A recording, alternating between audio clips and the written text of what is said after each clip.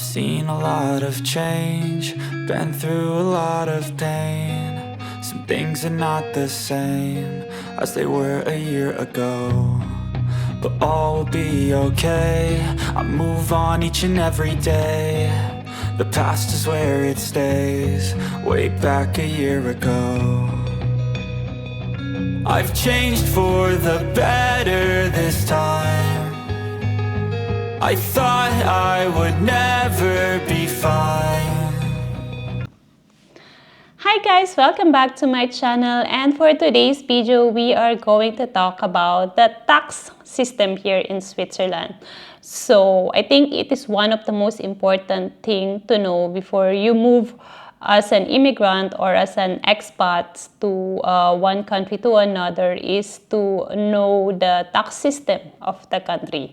So disclaimer lang, on this video, I am not an expert. I am not working on any tax department.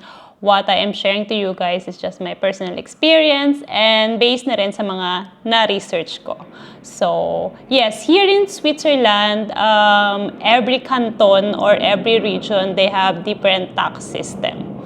So, from Geneva to Zug, for example, they have way more different tax. Geneva has the highest tax. Here in Switzerland, I think it ranges about more than 40%.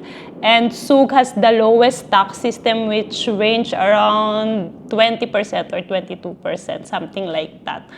Based on the chart na to na ipapakita ko sa inyo. So, actually, I am living here in Canton, Lucerne, Region Lucerne. So, taxes here is much lower than Geneva, much lower than Basel, and much lower in Zurich. But the income here as a nurse is not as higher in Zurich or not as higher in Basel. So I'm gonna share to you the tax that I am paying and also some deductions that I am paying. So for those of you who are new to this channel, again, this is me, Aniam. I am currently living and working here in Switzerland as a Filipino nurse, as a nurse.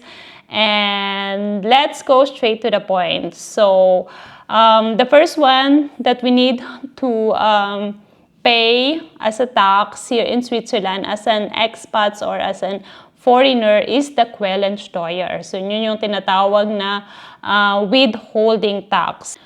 So for Quellensteuer, I am paying around 17.83% from my last payroll. So I am a Permit B holder. So as what I said, foreign nationals, expats and immigrants, Permit B holder or Permit L holder, they need to pay the withholding tax, and it is deducted to your payroll. If you are a Permit C holder, the permanent residence permit, so that is after 5 years, you're not gonna pay your Quellensteuer or withholding tax anymore. Through your salary, you're gonna pay it yourself yearly. So right now, since I am still in Permit B, it is deducted in my payroll monthly. So it's around 17.83% of my gross salary. So the next one is the some deductions here in Switzerland. We have the AHV, tinatawag nila. This is Alters- and Hinterlassenversicherung. This is in English, old age pension. So I am paying right now for that is around 5.30%. And another deductions is what we call ALV, that is Arbeitslosenversicherung or unemployment insurance. In case that you won't be able to work anymore, or there's anything, changes or something else, you're gonna still get money from that. So the deductions for me is 1.10% of my gross salary. And another deductions is what we call the KTG or KTG Abzug. That is the Krankentageldversicherung. That is a daily sick pay insurance. It is around 0.41% for me. So that is when you are sick. For example, you just call your employer that you won't be able to come, you won't be able to go to work, and even though you are not working on that day, you still gonna have your salary or you are paid on that day because of the Krankentaggeldversicherung or the sick pay insurance. So it is also one of the important deductions. And another one deduction is the NBU Habzug. Das ist Nicht-Berufsunfallversicherung. So this is accident insurance. So just in case you had accidents going to work, and you also have accidents on your what do you call that, going to grocery or meeting your friends, so this insurance will pay the cost and payment of your hospitalization. So it is around 1.59% as for me na binabayaran ko. So on that all is around 26.23% ang binabayad ko sa Quellensteuer, withholding tax, plus all the deductions na mga na-mention ko. And also, there are also another one, which is the Pensionskasse. So this is depend on the employer kung how much percent yung babayaran mo.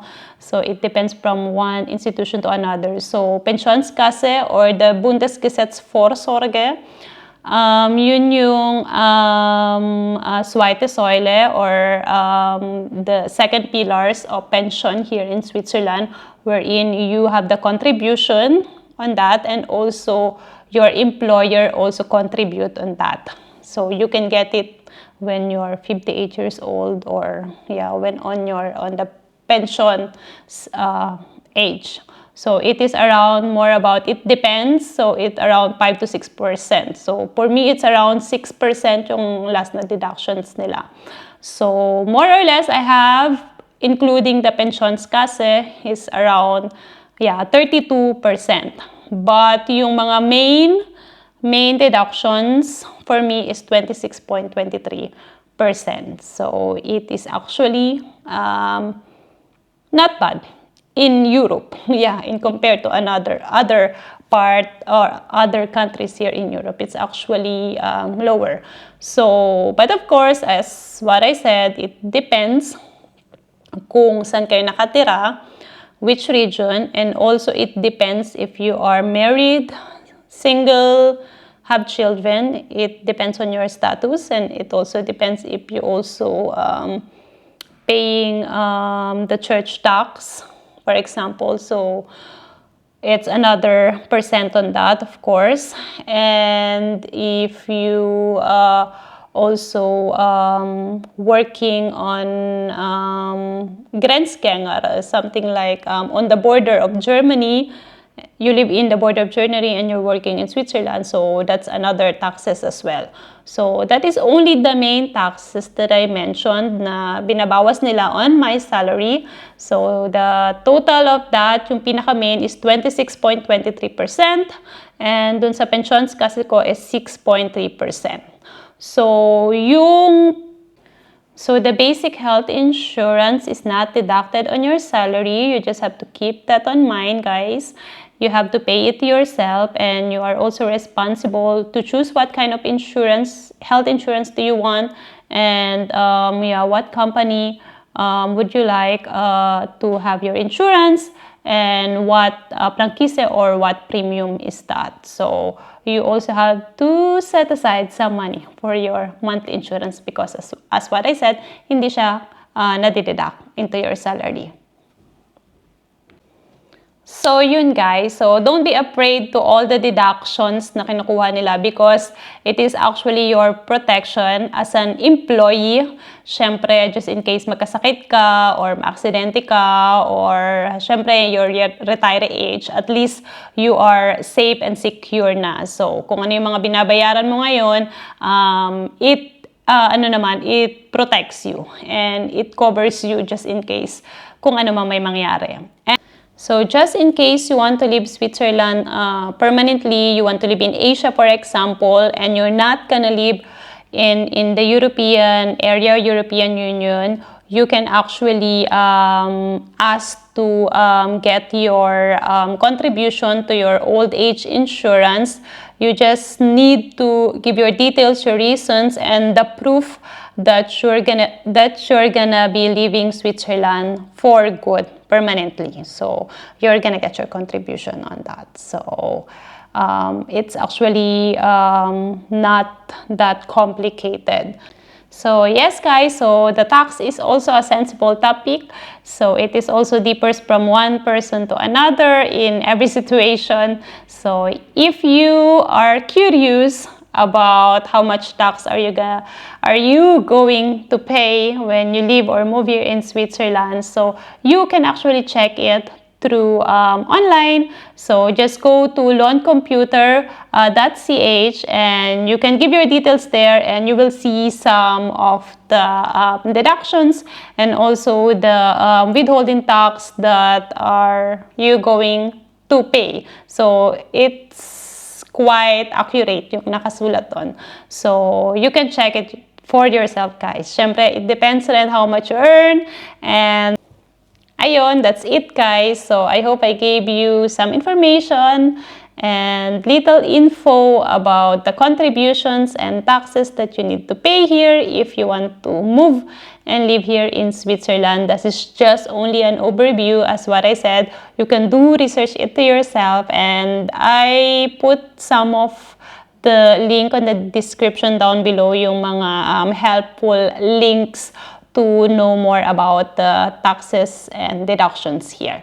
So, ayun, if you have any other questions, comments, feedbacks, violent reactions, what else, any recommendations, suggestions to my videos, to my vlog, please comment down below. And again, thank you so much for watching my video, for supporting me. And I'll see you again, guys, for my next video. Ciao, merci, adieu!